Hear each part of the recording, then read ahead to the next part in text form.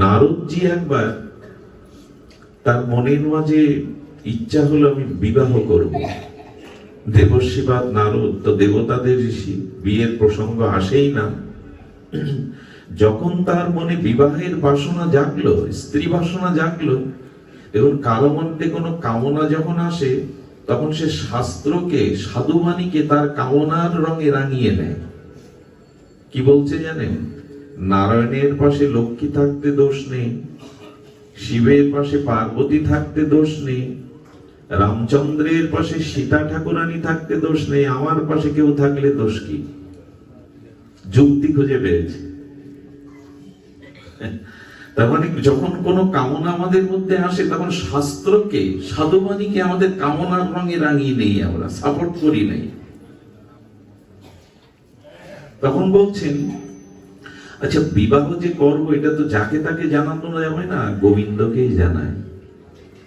গোবিন্দকে জানালে গোবিন্দ, ওই যে আগেই বলেছে আমাদের ভালো কিসে, মঙ্গল কিসে আমরা জানি না, ভগবানই জানেন।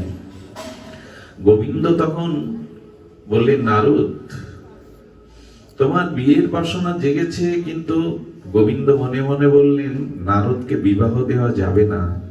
এই চিরমুক্ত পুরুষ দেবর্ষিবাদ নারদের দ্বারা পৃথিবীতে ভক্তি তরঙ্গ বইছে। নারদ যে পথ দিয়ে যায় ভক্তি আয়, সংসারে আটকে থাকলে এই ভক্তির আচার্য দেবর্ষিবাদ নারদের ভক্তি প্রবাহ গঙ্গা থেমে যাবে। গোবিন্দ জানেন কিসে কার মঙ্গল, তাই বিবাহ সবাই যখন বরমাল্য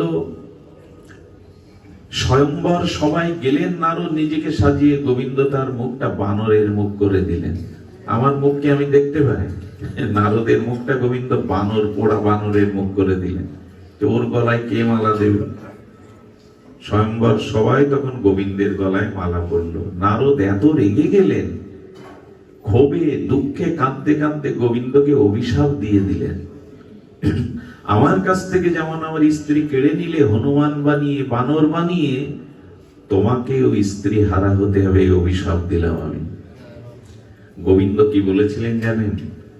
তোমার মঙ্গলের জন্য যদি অভিশাপ নিতে হয়, তোমার মঙ্গলের জন্য যদি অভিশাপ মাথায় করে আমার লাদিনী শক্তি অর্ধাঙ্গিনী সীতাকেও হারাতে হয়, তাতেও আমি রাজি, কিন্তু তোমার যাতে মঙ্গল হয় আমি তাই করবো না।